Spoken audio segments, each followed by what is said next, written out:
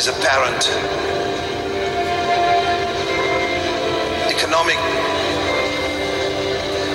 An economic makeover.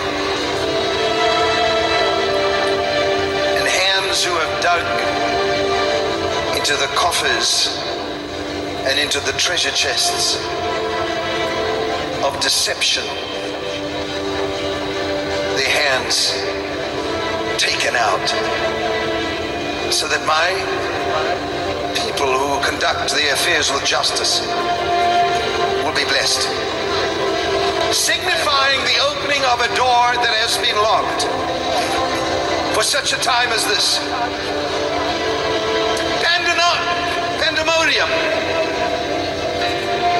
Pandemonium in the White House, in the higher regions, and below the earth, in Italy and in Rome. All of this uncovered but unspoken of. Do you realize that things are happening that you know not of because they are hidden from you, says the Lord? But look to the fall. And you would go through these sections of an entire year where you would come and there would be heavy exposures through that year of corruption within your political systems, is how I'm interpreting it. You also saw heavy and extreme weather issues. At the point that I'm making this video, there have been tornadoes through Texas and Oklahoma and these kind of a thing. But this would be something that would be noteworthy in that time frame of this year, unusual weather things. That you'd have a strange July. I have no idea what that means.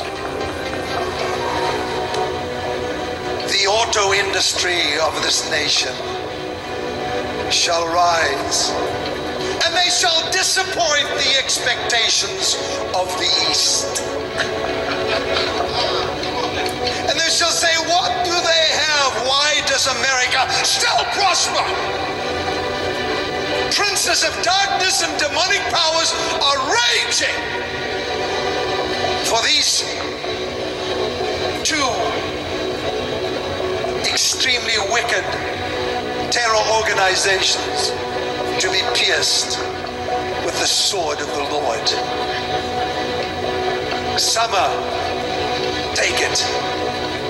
For thus says the Lord, I will prosper my people. And during the fall there shall be many that shall fall, and many that shall rise from the dust.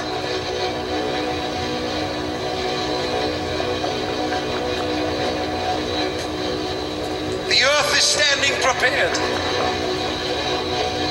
I shall take it, for the summer shall bring forth much in the temperatures. Strange July,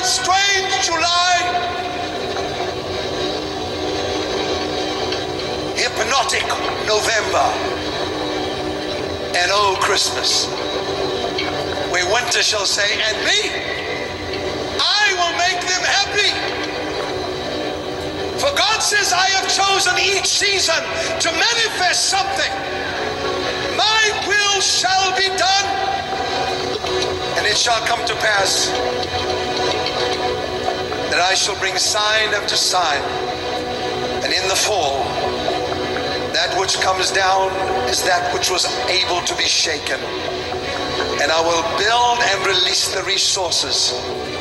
And in the fall will show you whom I have chosen to pray for and guide this nation. You shall rejoice, for it is my man. It is my chosen David, says the Lord. Come on! But in the course of that year, that ultimately at the end of a very crazy year, at the end of it, you would have who he calls my David that I have set aside for this nation. That you would have that David back. God says, America, once again, walk your streets. Take this lightly, please.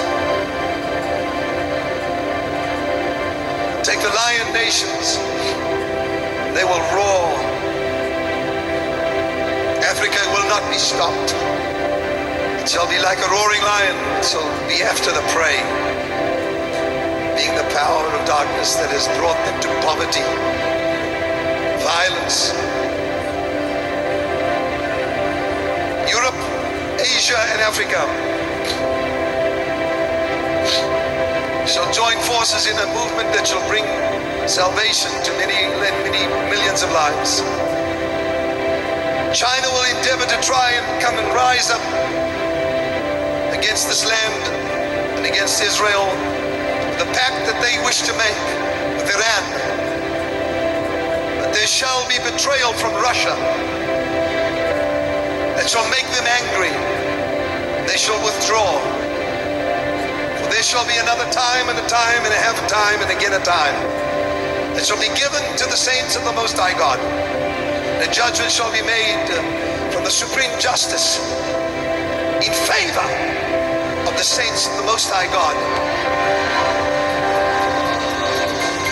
On the timeline, rewinding all the way backwards to the late 1990s, just before or in the time frame of the actual 9/11 in New York, when Kim was stating this. And I saw these planes flying over New York. And the next night, most people don't know this, but the next night, which has never been published, I actually went further and said, and they will go to Iraq. They will go and they will take down the beast of Babylon. This is in 1996. That's what people argue and say, the president's wrong, he shouldn't be going. Well, I didn't even know about him then. I said those words in that prophecy, that there will be a burning bush that will go to Iraq and bring that beast down. A burning bush. Yes, in 1996. The burning bush that would go into Iraq would, of course, it would be George Bush. But it was the 9/11 prophecies that would have Kim Clement from time to time working with the FBI under something they called either Project Starlight or Project Stargate. In short, the FBI had come to learn that there was this pastor going from church to church and describing the events of 9/11 in advance. Next thing, the FBI showed up at my parents' house. At the time, they were living in Texas. The FBI shows up at the house. What's so funny about this is my grandmother was staying with my parents, and she had her own room upstairs, and the air conditioner had broken. And the air conditioning repair people were supposed to be coming that day.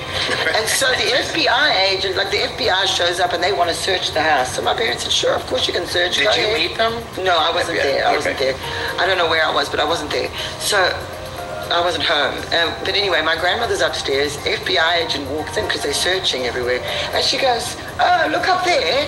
In the vent. It's right there, because she thinks it's the air conditioning repair. So the FBI agents, they all go rushing into the vents. So it was so silly, but at the end of it, they realized my dad legitimately had prophesied this, had no inside information. He knew something they about thought, it. how did he know? They were going to investigate. How did this man, because they didn't believe in prophecy. They were like, this man must have known something. And obviously, at the end of it, they figured out, no, he didn't. He didn't even remember prophesying it. So then they were so impressed that they asked him to join this Project Stargate or whatever it was called. I can't remember now. The time frame that she's talking about when Kim worked with on these projects with the FBI was roughly and mainly it began during the Bush years as president. And what happened was they gave him an encrypted email address. And they would email him, and if they sent him an email, sometimes they would get on the phone with him, and he couldn't tell us anything. He wasn't allowed. He was able to tell us once that he helped to find a lost child or a kidnapped child or something. He'd helped with that. But that's all we really ever heard. And he was very irritated. He didn't like doing it. Who did this belong to? This was Kim's Bible. One of the many Bibles and books.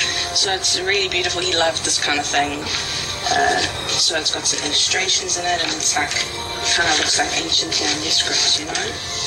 So now here behind me on the screen, here's what the studios of Kim Clement look like at the time that after the time that he died, but the studios that he recorded at. He called the meetings that he had, he called them this studio where you see Kim and where you see Donna there. He called these dens, like a lion's den. And this right here that I'll overlay on the screen, this is literally a biblical timeline. So that's Kim's office right there, and there's Jane, Kim's widow, Kim's wife. And she literally took the biblical timeline that she had hanging right next to Kim's office, and I guess because I do biblical documentaries, she gave me this timeline that hung next to Kim's office, which kind of drives us into these timelines that I have behind me. So this one here that we've been looking at, where we began with Trump elected.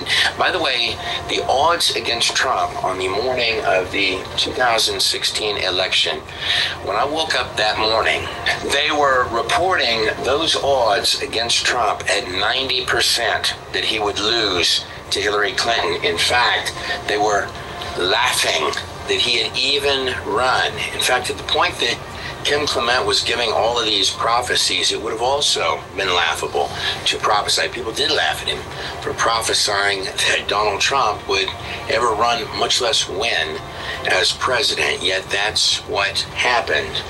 Now, what's interesting about the media's laughing at Donald Trump is that after all of these heavy things, the terrorism, the blackouts, the war stuff, which sounds like it will intensify at the end of this process, that all began at the heart of it, at the dark heart of it, is corruption in the United States, is what Kim was screaming forth in these prophecies.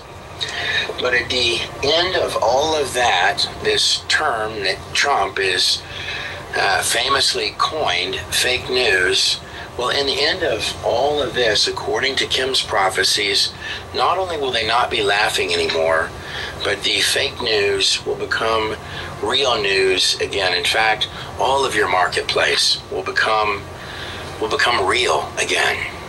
This that shall take place shall be the most unusual thing, a transfiguration, a going into the marketplace, if you wish, into the news media, where Time Magazine will have no choice but to say what I want them to say.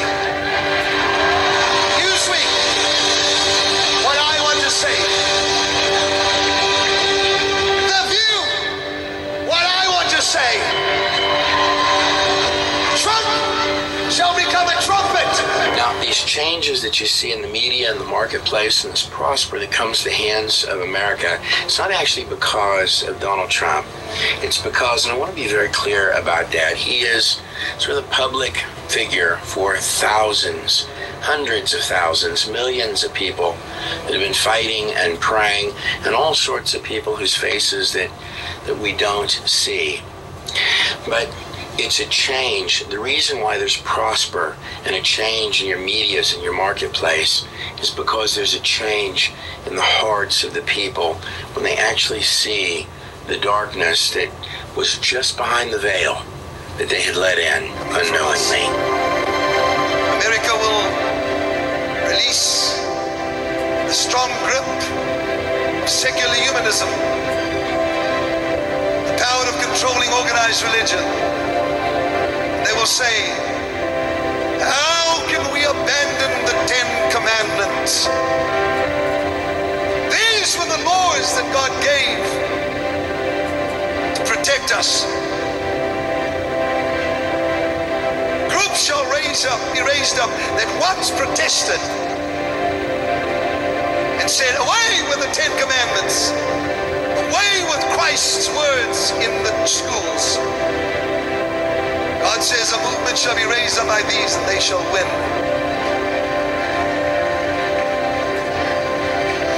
They will say we tried to keep him out of the schools. We tried to keep him out of education, out of the legal system. But he came anyway. What I'd like to do is I'd like to go ahead and take us all the way to the end of this set of prophecies right here, to the year of 2027. This is a very heavy set of clips behind me. I did not want to end the film with these, but I did want you to be able to see these. So in this set of clips, Kim Clement, these are from 2013. He's being taken in a vision, a prophetic vision into the year of 2027, where he sees this incredible future of America.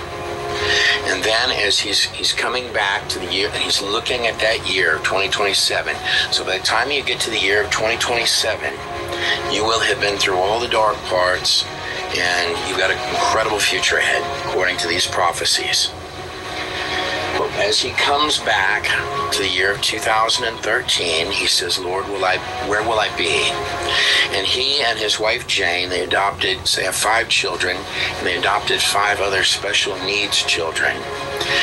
And Kim says, Lord, where will I be in this incredible year of 2027? And that's where he's going to break down and begin to cry.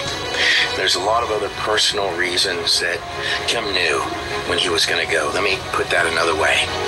That Kim knew that most of these prophecies at the end of his life, the last prophecies, if you will, that those prophecies were never prophecies that he was going to live to see. But they were prophecies that were for you. Here's the clips.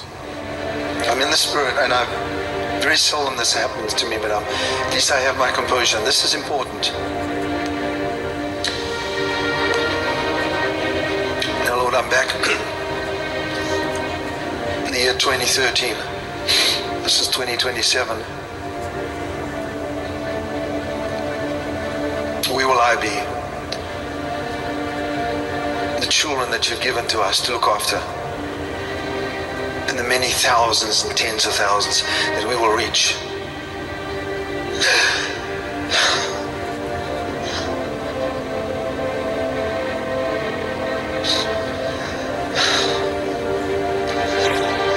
I would describe this entire haze of prophecies that he was giving at the end of his life. There's a lot of details in there, and I believe the Lord gave those to Kim to comfort you in these hours. But if I were to describe all the clips, they're not about Donald Trump, they're not about the corruption in Washington, they're not about Russia, they're not about China, they're not about Iran or Saudi Arabia or any of these other things. These are all side effects. What these clips and prophecies are all about, what we're going to carry this to in the end of this film, is what Kim would describe as a great awakening. Frederick Maryland, I prophesied, there is a snake hidden in the Capitol. God says, I will bring it out. And this exposure shall cause the nation to shake. That God said the shaking is good for America. You're about to embark on a journey that you have never embarked upon before. And from the south of your land and throughout the middle of your country, from west and then back to south and east, north, they shall say, this has never, ever happened before in our country and in our culture. This next clip is leading up to the 2016 election of Donald Trump. I believe this clip is from 2015. Actually, I believe that all of the prophecies, or a great many of them that were at the end of Kim Clement's life, they all come together as a weave work to display the time period that you're in right now. But in that time frame leading up to the 2016 election, there's a lot of the people that I knew that were literally, they believed that America was at its end. A lot of very substantial people believed that, and they believed it very strongly. Many of them were making exit strategies. You have heard prophets shouting from the left and the right.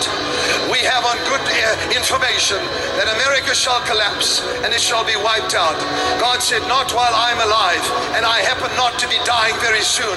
I died once on a cross, I die no more. I die no more, says the Lord. Don't you tell me what my plans are. Why is there a lying spirit in your mouths, O prophets? Why is it that you curse along with ISIS and Islam, and the nation that has brought bread and brought oil and brought life and being taken the captives into their borders? What about that, says the Lord? Where is your justice? Where is your righteousness? Where is your equity? Oh, God says, I will show you that I will raise out of the dust of this nation, the dust I will raise young men and women who shall take over and take charge, says the Lord. These are some of the more heavy clips and also some of the more famous clips. As opposed to me giving you an interpretation of them, I'm just going to lay them before you, whether you're on the right or the left or whatever you may believe on the other side of the screen. I'm just going to play the clips for you to interpret and decide what these clips mean. And then God says, highly embarrassing moments when another Snowden arises. And people will become very afraid. They'll say, we have no protection. And then God says, am I impressed with your weapons of war? Am I impressed with the strength of your men's legs? I have said I will bring this nation to its knees. And God said, you have been humbled. And yet some more. And then you shall hear the sounds of great victory. For where are the people gathered? Where are my people gathered? Where is the sound of unity from my people? I want just this crowd here and all the thousands watching all over the world, just do me a favor, just for about 30 seconds, raise up your voice and shout. Here is the culmination, sort of what sounds to be the culmination of the dire financial shape that the United States is in at this moment right now, is the way that it sounds for me. Here are these clips about the brothers of Goliath, these nations that have come to steal your credit, and how Kim Clement saw that turning out.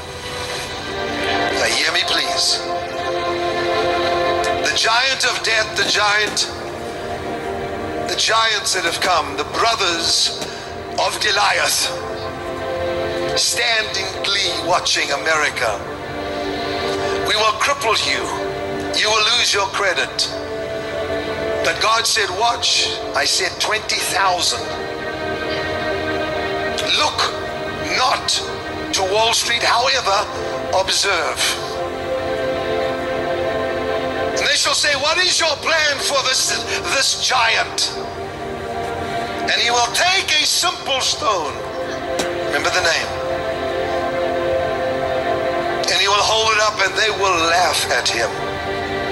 But the plan is so brilliant, says the Lord, it could only have been given by me. Come on!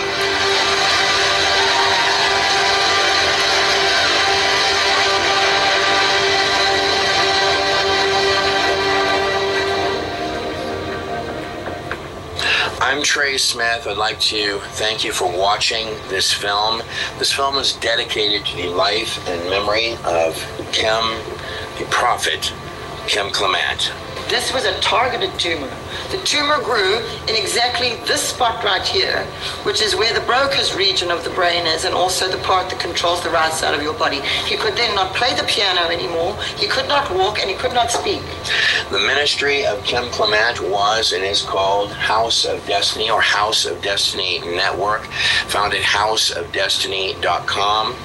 I would ask you to consider possibly supporting House of Destiny, and also to subscribe to their website and their various social media channels.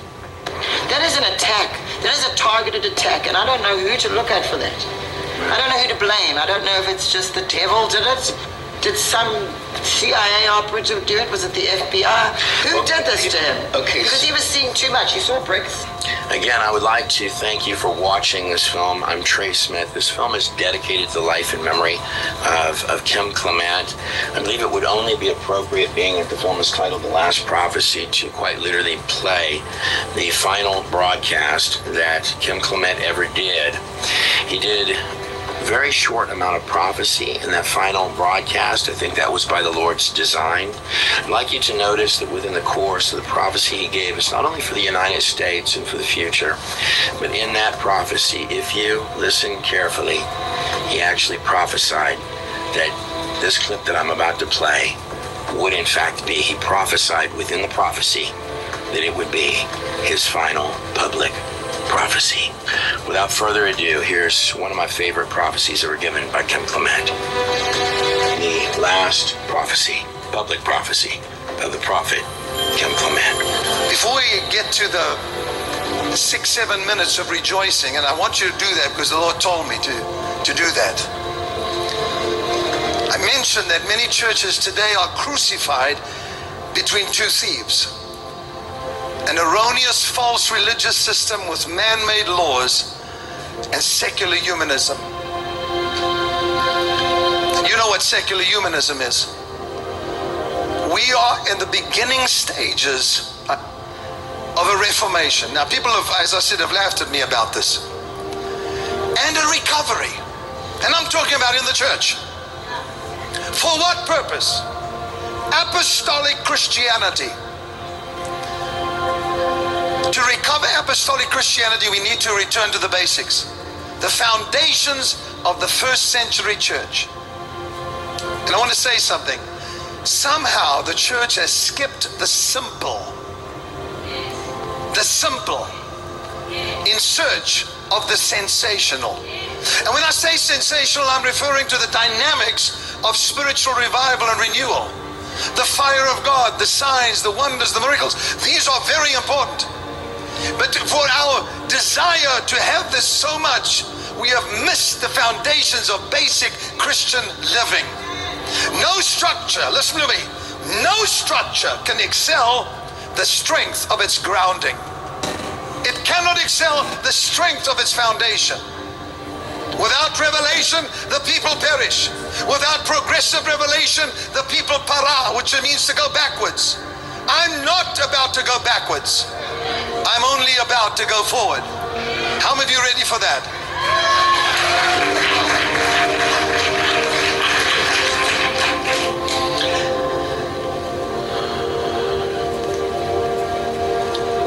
I was the cool of the day in the Garden of Eden. I was the burning bush in the desert. I was the wilderness in Nahum, the prophet's vision. I was the voice in Bilam's donkey.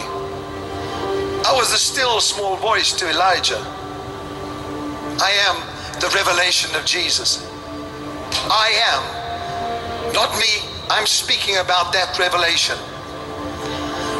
I was the rustling of leaves in the mulberry tree, forcing David to advance and to fight.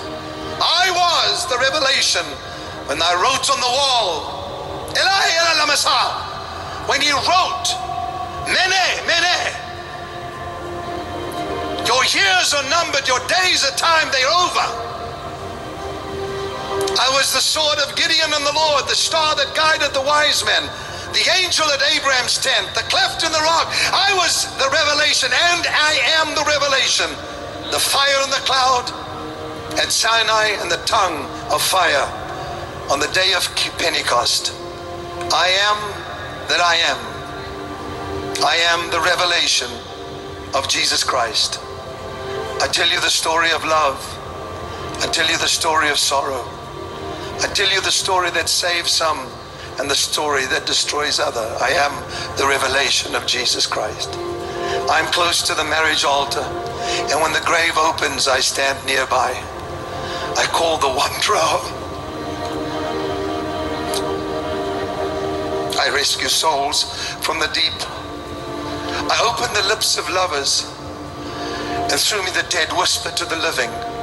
I serve one as I serve all. I am the revelation of Jesus. I open a vista to the universe, and after experiencing me, you will feel that there is meaning to life after all. I am the revelation of Jesus. Jesus, we never want you to stop speaking. Show yourself, reveal yourself. Wherever we may be, we will honor you.